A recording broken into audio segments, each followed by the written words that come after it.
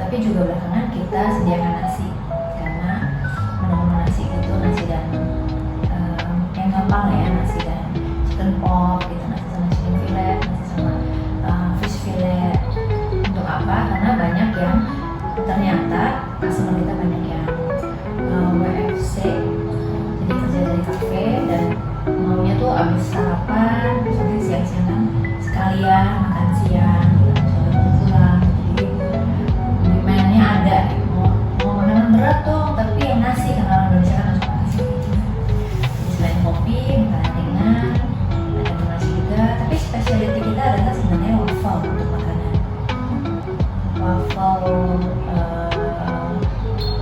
Waffle-nya bisa waffle manis, sweet waffle itu biasanya dengan es krim, dengan topping-topping. Tapi kita juga punya savory waffle, ini makannya pakai ayam, chicken wing, dan taste-nya itu lebih sedikit. Si kopi itu ya karena saya suka kopi. Saya suka minum kopi, tapi nggak suka bikin kopi. Jadi saya mau minum kopi yang dibikinin orang, terus kopinya harus enak. Saya suka yoga, jadi makanya kan di atas ada yang yoga, di bawah ada tempat kopi. Karena yang tadi itu, karena sebelum yoga saya sebelum yoga kopi itu enak banget, tapi saya nggak bikin. Terus kalau kita pergi ke kafe orang, terus kita farewell gitu sama kopinya, nggak make sense ya gitu. Jadi kalau punya kafe sendiri kan kita bisa setting kopinya mau kayak apa sih, rasanya mau kayak apa sih, kualitasnya mau kayak apa sih.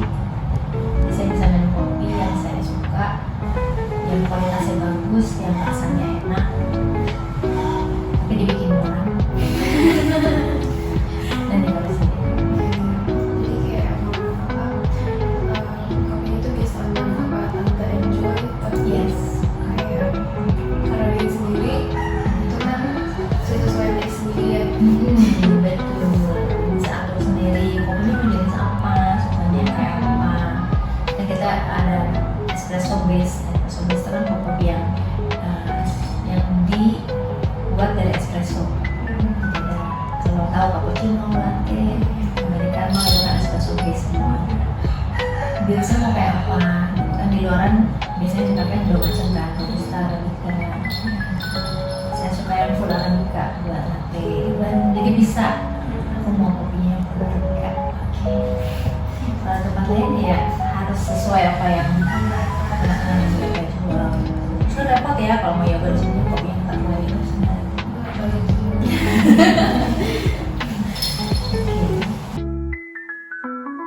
Kalau di awal itu staff, sumber daya sih. Bukan sih, tapi maksudnya kalau cari staff itu yang mau kerja itu kan apa ya, yang udah ada skillnya gitu ya, yang secara karakter menyenangkan. Karena ini kan food and beverage, terus kan hospitality kan. Jadi sebenarnya gawang depannya adalah staff di depan yang bisa nice to the customer kan.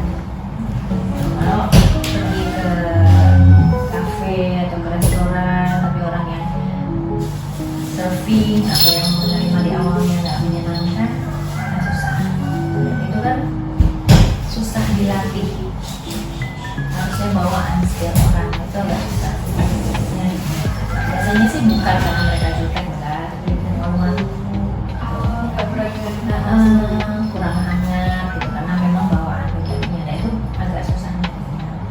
Terus juga skill ya, skill juga kan mesti dilatih. Pernah kerja di kafe yang lain belum tentu cocok untuk kerja di kafe yang lain lagi, karena kan budaya berbeda, biasanya beda.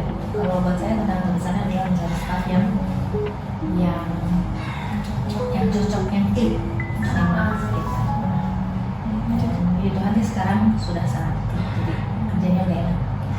Jadi yang di depan tuh udah lama di sini juga ya? Minimal 1 tahun, minimal udah 1 tahun.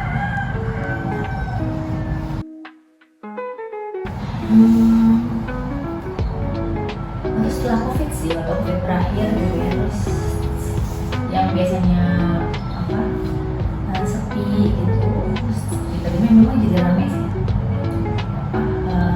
Di situ kita yakin wah kita bisa nih, kita bisa lanjut, terus bisa bikin kafenya jadi ramai. Tahun berapa ya? 2023 kali, benar-benar setelah COVID terakhir, setelah udah boleh beraktivitas biasa, itu peningkatannya tuh jauh dibanding COVID. Di situ kayak confident, oh ini pasti bisa lanjut.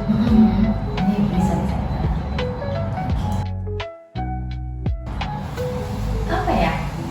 Maksudnya bisa berhasil dalam bisnis ini, maksudnya Iya. atau gimana? Ini kayak tante punya mindset tertentu yang kayak kan kadang tuh orang bikin bisnis apalagi pas covid itu kan rasanya kayak aduh tutup aja deh, ini kayaknya gak ada orang gitu, kayak itu mindsetnya kayak gimana, kayak abis sekarang masih bisa buka nih.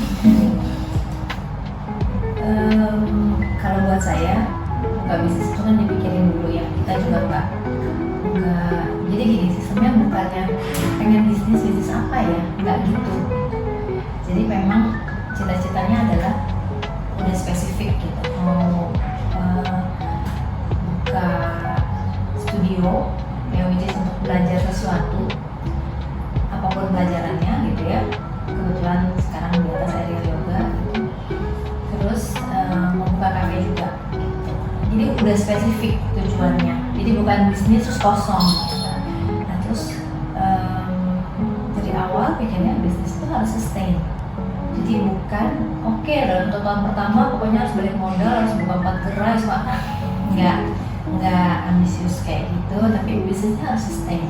Jadi ini bukan bisnis untuk 1-2 tahun menurut saya, ini bisnis buat bertahun-tahun dari sekarang gitu, buat it's like a second home kalau buat saya. Jadi kalau datang ke sini I meet my other family. Jadi nggak, waktu dia naiknya pelan-pelan gitu, nggak ada rasa takut, karena selama masih ada kenaikan berarti bisnis ini akan sustain pelan-pelan.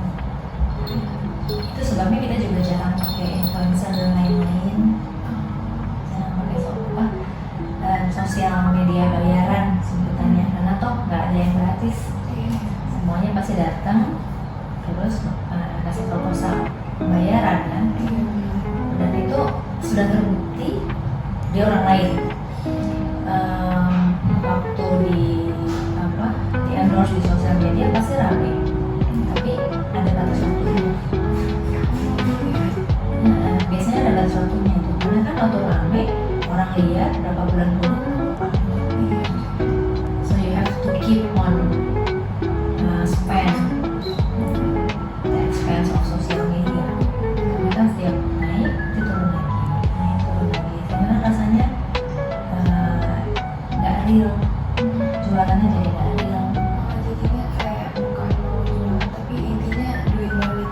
Yes. Bukan mau kasih yang terbaik gitu. Iya.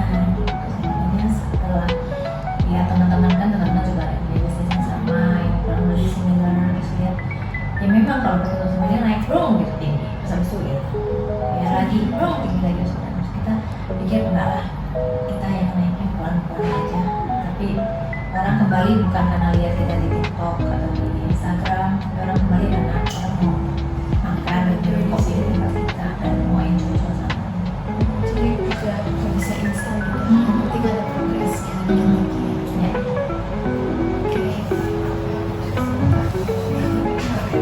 Sekalian cium. Jadi intinya kayak pertama plannya harus matang ya, kayak bikin bisnis Yes. udah harus matang, nggak boleh yang mulai aja kita jalanin dulu aja. Terus yang kedua goalnya bukan buat dapat duit doang, tapi bisnisnya emang suatu hal yang kita mau bikin, mau kita sustain dan mau ngasih yang terbaik buat orang lain gitu ya. Dan tidak lagi dalam persembahan. Jadi dari awal sampai sekarang kita punya pemain tetap yang kita jadikan sebuah offline coffee ya gitu. Tapi ya kita juga mau berubah. Ini udah renovasi 1 kali, renovasi besar setelah COVID. Kenapa? Karena waktu COVID itu masih baru kan, kita lihat situasi sepi dan lain-lain, setelah udah mulai ramai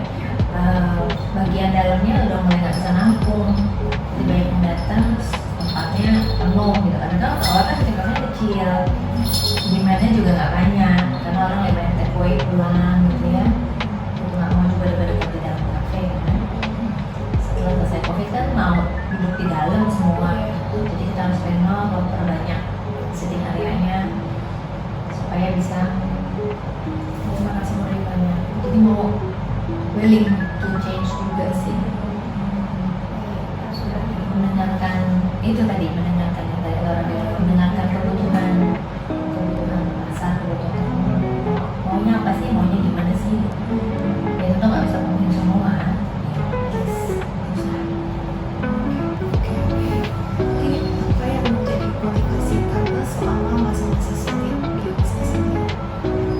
Ya itu tadi, kalau bisnis itu harus sustain. Jadi selama masih ada growth-nya, biarpun sedikit juga, harus menghargai, nggak menghargai, dia flow sama apa yang terjadi, sama apa yang Tuhan berikan gitu. Jadinya apa ya, nggak setting target too high. Ini ada progress Progress is progress ya, progressnya aja. Kadang-kadang penjualannya stagnan, tapi banyak ketemu orang baru, ketemu hal-hal baru yang bisa dipelajari, itu juga bisa progress ya. Progress is not always fair.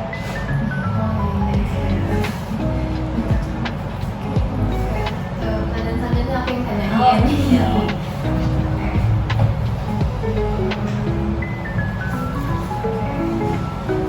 Jadi kalau ketika kita masih anak muda nih, cuman kan Stella Maris itu kayak entrepreneurship banget. Jadi tante punya nggak kayak tips gitu buat misalnya kita mau bikin bisnis nih, kayak punya saran apa? Kemarin baru bahas tuh sama anak-anak muda sekarang tuh, kita lihat pengen banget bisnis kayaknya, karena kan di encourage juga dari sekolah, dari lingkungan, terus lihat-lihat ya sosial media itu ya, kayak anak muda yang berhasil bisnis. Pada kenyataannya walaupun judulnya enakan bisnis, bisa jadi bos dari sendiri gitu kan, daripada kerja sama orang, kenyataannya kesulitannya itu sama aja. Bisnis sendiri sama kerja sama orang, masing-masing punya kesulitan masing-masing. Bukan berarti kerja sama orang lebih nggak enak, bisnis lebih enak, atau bisnis lebih nggak enak, kerja sama orang lebih enak. Dulunya sama, weight-nya sama aja. Jadi saran saya, kalau memang terpikir untuk bisnis, pikirin dulu apakah aku mau bisnis atau aku mau melakukan sesuatu yang orang lakukan yang kelihatan keren. Oh, ya FOMO atau enggak? Yes.